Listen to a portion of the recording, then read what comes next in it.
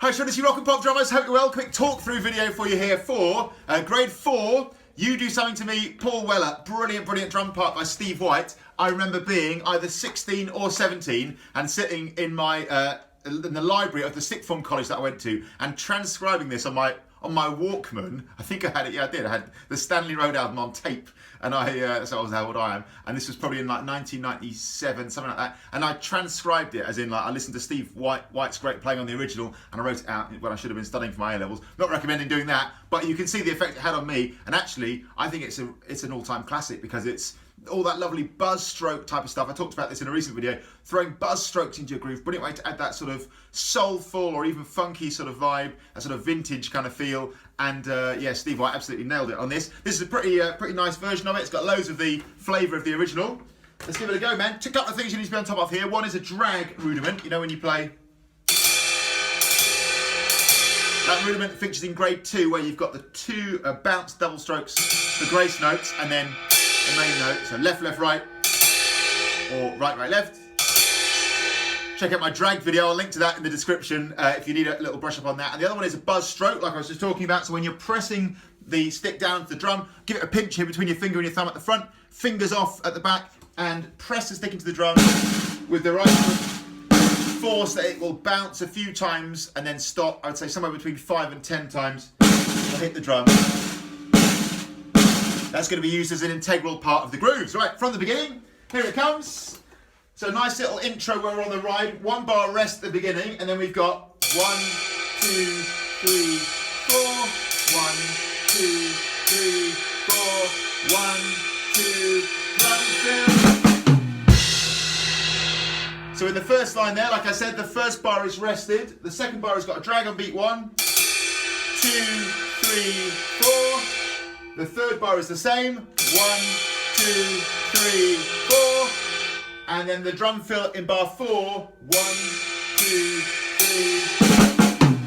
That classic little motorbike note value combination, 2/16, 1/8, ba ba ba, on beat 4 there, with a little drag at the start. So rather than just, we've got. So first line, 1, 2, 3, 4. 2, 3, 4. 2, 3, 4. 1, 2, 3, go. And this is MF, mezzo forte, so moderately strong here, not too much. Now the verse comes in.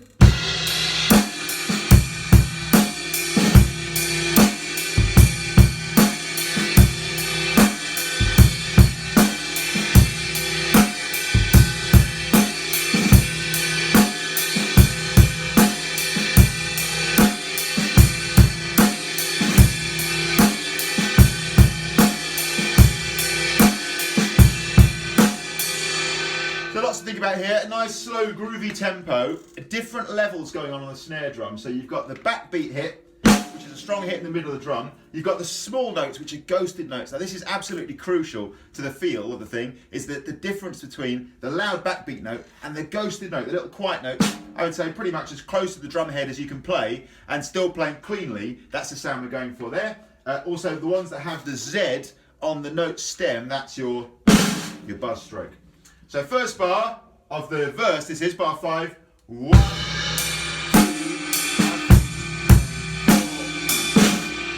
4. So you're playing here some little snare drum notes that go in between the rides on the of beat 2 and the of beat 4. So basic version. 1, 2, 3, 4, and hopefully by this point, I've got to say at grade 4, that's something you should be up and running with, man. I'm going to do some more of these soon, but this idea of like, I'll do some sort of, what will I call them? I'll call them something like groove development or core grooves for each grade level. I'll put those up very soon. And I just feel like by this point, this shouldn't be too much of a surprise, this idea of dropping the snare drums in between. So we've got a regular snare drum hit on the 2, 1 on the in between the ride cymbals. And as you can see on bar 5, that last snare drum of all, we're buzzing it. So again, bar 5.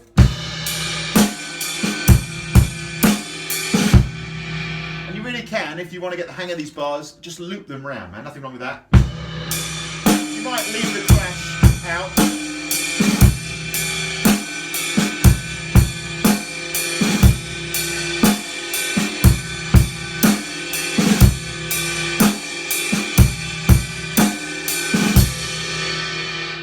crash out at the start, no need to do that, but just loop it around a little bit, really just get a feel for playing that. One kick on beat 1, 2 kicks on 3 and, watch out for that. Now bar 6, the second one of the verse, this has got that classic little grade 3 skill of playing 2 16th notes together, or 2 quick notes on the kick drum. This is going to go bar 6. So 1 and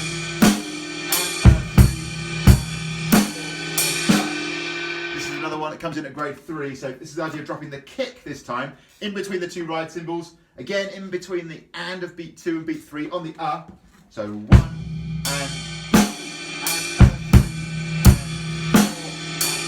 This one's got a regular tap stroke rather than a buzz stroke at the end. If you are still building that up, that's okay. One great way to do it, I think, is to play the kick and the snare on their own.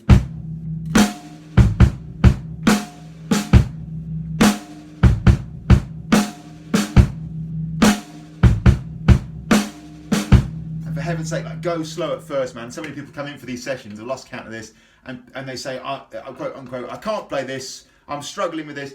They're just going too fast, man, almost always. Just take your time with it. Get your foot to get the feel for it, man. You've got to give yourself a chance to get to know it a little bit. Go slow. Can't be in a rush here, man. Nice. Even if you're playing, state those notes clearly. Just give your feet a real chance to get the feel for that, man. Just spend some time, like I always say, making friends with it, man. Then build it up. Actually, one other great way to build it up is to do 1 note at a time. On that little moment, if that's proving tricky, play just the first of those 3 notes. So the one on the of beat 2. This is bar 6, only the first 2 kick drums.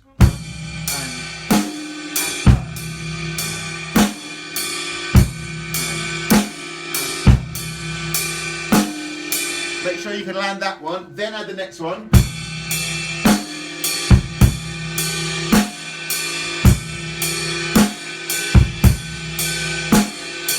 Really get a feel for it, do it as many times as you like, and then add the 3rd one.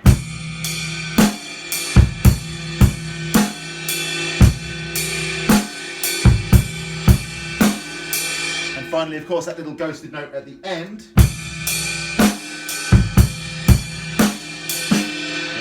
Here's what I'm going to do. I'm going to move my ride cymbal into a different place today, just so you can see all the action on the snare drum. If I put it over, that's just going to work. Somewhere where I can play it, but it's not going to be in the way. That'll do. I'll move it down as well. Cool, man. So that's that. First 2 bars then of the verse. 5 and 6. Here it comes.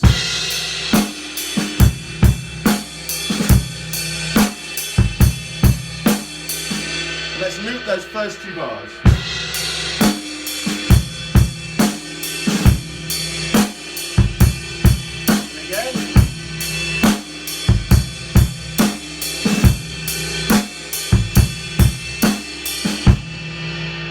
Making a bit of sense. They're the kind of core ingredients, I would say. A lot of the subsequent bars in the verse are the same sort of feel. So bar 7, same as what came before. Bar 8,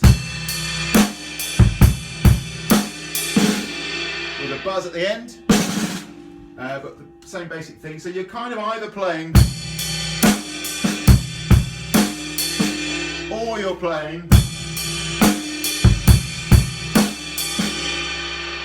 with either a buzz or a tap stroke at the end, and either or in the middle of the bar. That's it, really. And it is just the case, honestly, of just following the music, and making sure you're doing the right one at the right time. I'm going to play here from the top of the verse, and I'm going to play all the way down to bar 13. So the 3 lines of the verse, starting bar 5, 2, 3, and 4, and.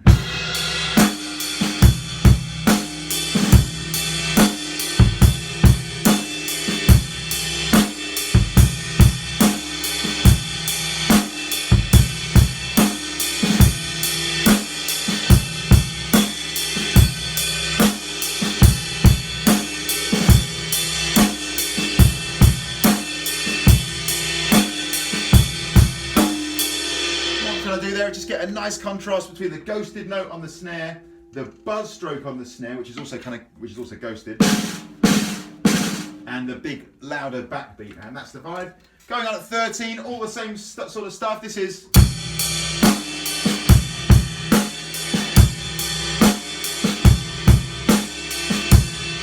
Same thing, man. Keep those ghost notes quiet. It's basically the 1, 2, 3, 4, all the way until we hit the drum fill, leading into the hanging on the wire bit. This goes.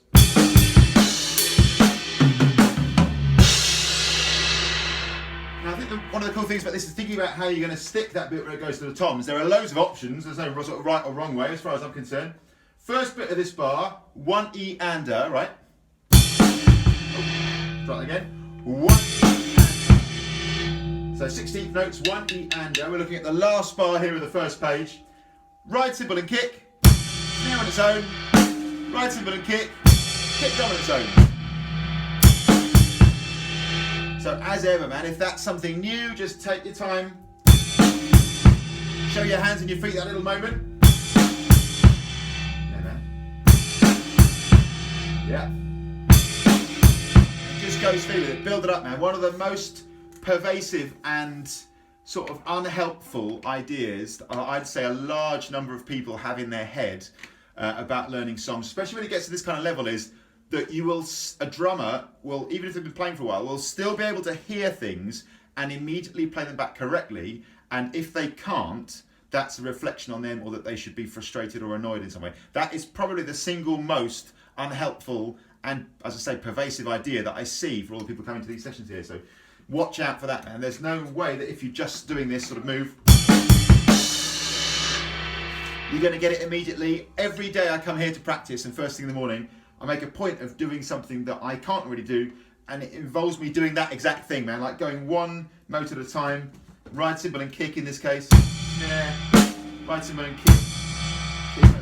Truly learning something new, man. And a lot of this stuff just takes that. You have to truly engage with it and truly learn something new, man. So if you can't go with a double kick and everything accurately at first, it doesn't mean you're not going to be a good drummer. It just means this is something you have to learn. Nobody's immune from that. I'm definitely not immune from that. I think the myth of talent, so-called, can be really dangerous here, man. Like when you're learning I've seen lots of people learning this particular bar and getting in this mess. Just take your time, man. Feed your brain the information one at a time. Might take you a few sessions. You might get it straight away, cool. But if you don't, totally fine. You're just learning, man. So we've got 1. By the time we hit beat 2 there, it's a crash of the snare together. So 1. That's the first half of the bar now. So we've got 1 E and a, 2 and a. Right kick, snare, right kick, front snare, right kick. Right? Again. Not like that. Okay, that's the first half of the bar. Take as long with that as you need to. Truly, it has to be learned, man. You're not expected to just play that smoothly, flawlessly straight away. Next bit, the rhythm is 3 and a, 4 E and. So 2 classic grade 1 figures here. Hopefully you're on top of these. So 3 and a, 8th note, 2 16th notes, and then 4 E and, 2 16ths, 1 8th. Phrased as snare, 2 high toms, snare, 2 floor toms. When you think of it, there's loads of ways to stick it, aren't there? You could do, I think I'd be tempted to do, or you could do playing both the tom-toms with one stick. If you're doing left stick backbeat, right, in the groove.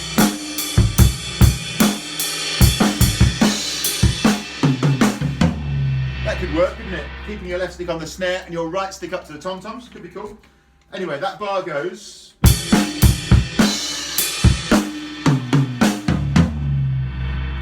So you could drill just that bar, looping it round and round once you got the feel for it a little bit. How about we do the whole line? So I'm going to go 17, 18, 19 and 20. The last line of the first page. I'm just going to loop it, man. Here we go. Here we go.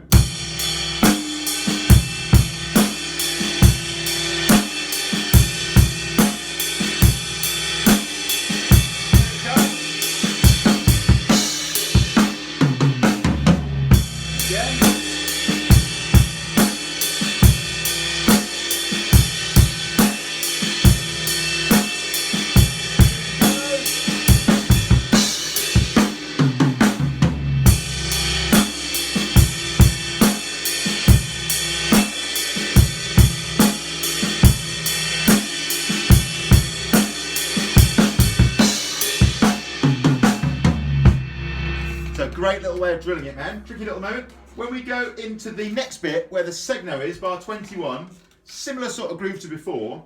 We've actually got one extra snare drum creeping in here, haven't we, when you compare it to the groove from the verse. And that is another little ghosted note on the E of beat 3, in between the ride cymbals. So, I'm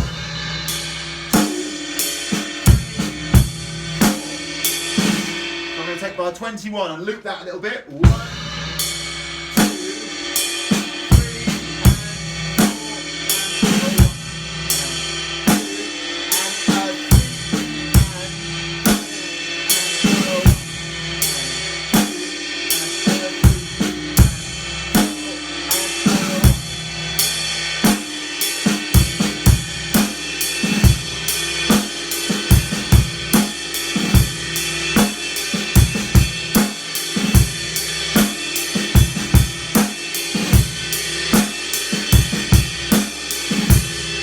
buzz stroke again there at the end, and then that idea kind of continues because the next bar, 22,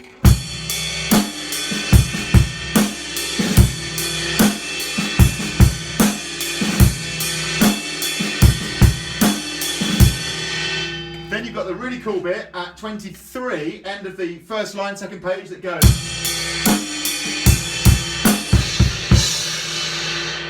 Good old 8th note triplet here, so regular type of groove, 1, 2, 3, and for the first 3 beats, and then 4 triplet, 3 evenly spaced out notes, 8th note triplets, starting on beat 4. Then another one for beat 1 of the next bar. If I loop that bar then, 23, it would go.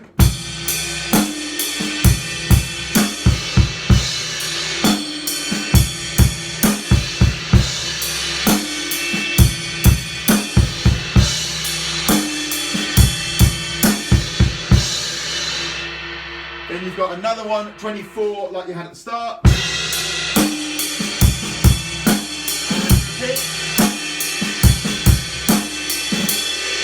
So here we go. I'm going to play 21, top of the second page, to 25. Here it comes.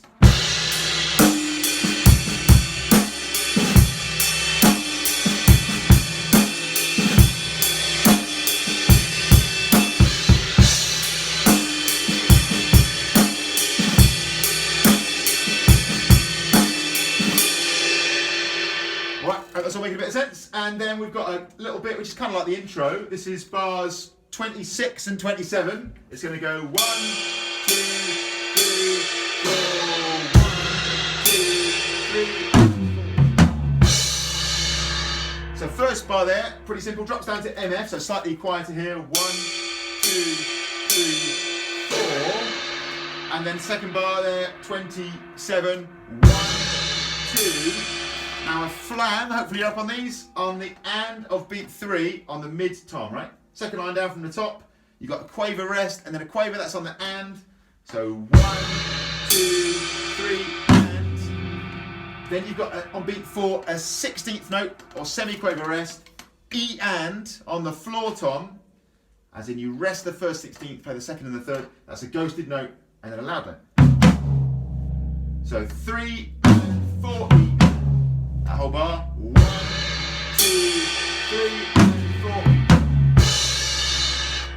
The phrasing of that fill is taken directly from something Steve White plays on the original. I think it's really tasty. I've actually used that phrase, potentially even subconsciously in like ballads and stuff I've played, just from kind of being inspired by hearing this song when I was a kid.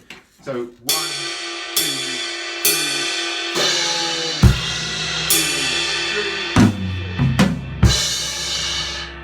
One time again from the MF, bar 26, sorry, 1, 2, 3, from the MF, 1, 2, 3,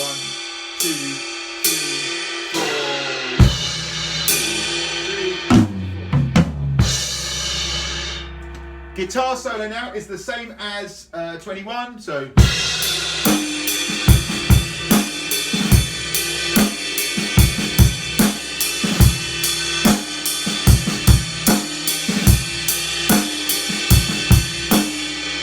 Familiar territory because now this tune is pretty much the same stuff we've already seen. Right down just before the DSL coda here, so end of the third from last line, bar 35, we've got that same phrase we had at the bottom of the first page. We've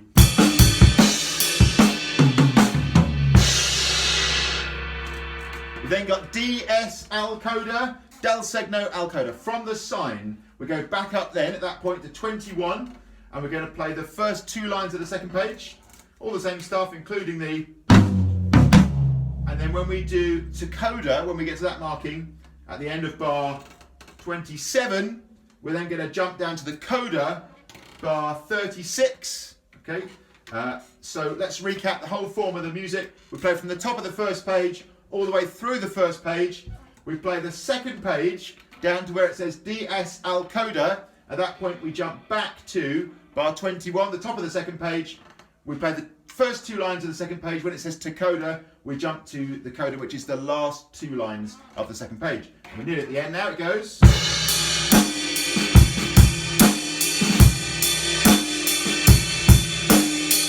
Yeah, 2 more bars then in the coda, which are just repeats of stuff we've seen before. And then we've got, again, a thing which is just like the intro. So we're going now from, you know what, I'll do it from 36, from the coda. Here we go.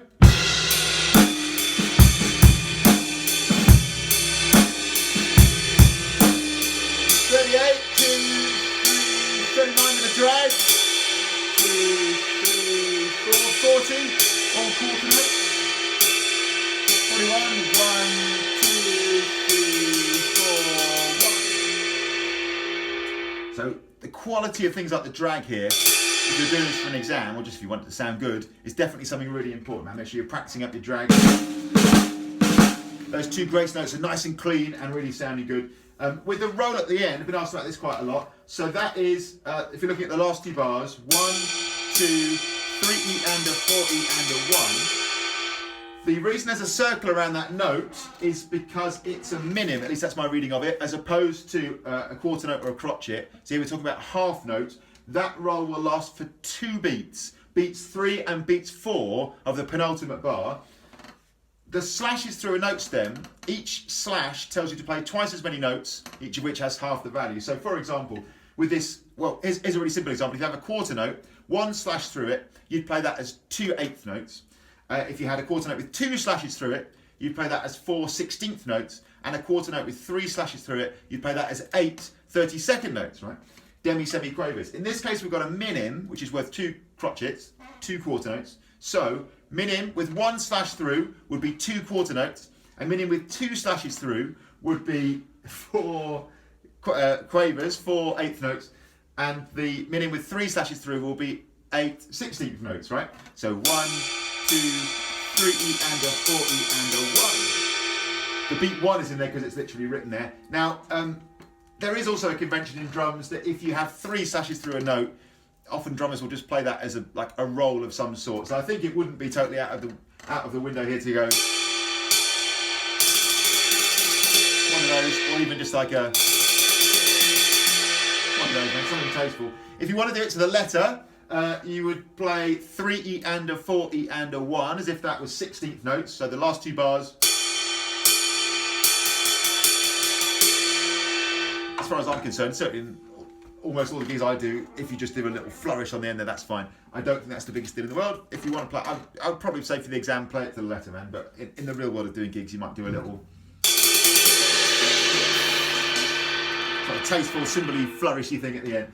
I would say the overall playing of the tune and the feel and the vibe and getting the ghosted notes and the buzz strokes really happening and the drags, everything is way more important than that one detail that people do spend a lot of time thinking about sometimes. So that is You Do Something To Me by Paul Weller, an absolute classic. Any questions about that or anything else, give us a shout. Hope these full lesson talk through videos are useful. People generally tell me that they are. They're not super popular, but I get the feel that the guys who are watching them are the people who are super into it and really engaged with the grade thing and truly learning, and they're just kind of the guys who are sort of in deep. So I'm really digging that, and I'm happy to make them even if not as many people watch them, honestly, because I just really love that people are sort of going at this thing, and if this level of detail is really helpful, then I really dig that. So cool, man, thanks so much for watching. As always, please like, share and subscribe. I always mean to say this, I always forget, hit the little bell icon and then you get a notification. If you didn't know this already, you get a little notification on your phone or whatever every time I upload a video, so do that please if you're interested in that. Follow me on social media, Mike Barnes Drums, Instagram and Facebook. I've got my Amazon shop, that is amazon.co.uk/shop/Mike Barnes Drums. where that's actually a really cool way for you to support this channel, because it has all the drum stuff on there, the books, the accessories, drumsticks, all that kind of business that I use and you see here and I would recommend. But actually it's really helpful for this channel as well, because it doesn't cost you any more money than it would for buying something on Amazon anyway. But a tiny little bit heads towards this channel of Amazon's profit, I guess. So it'd be so awesome if you could, if you are interested in buying stuff, have a little look on there. Everything that I recommend is on there. Thanks so much. Any questions, give us a shout, and see you soon.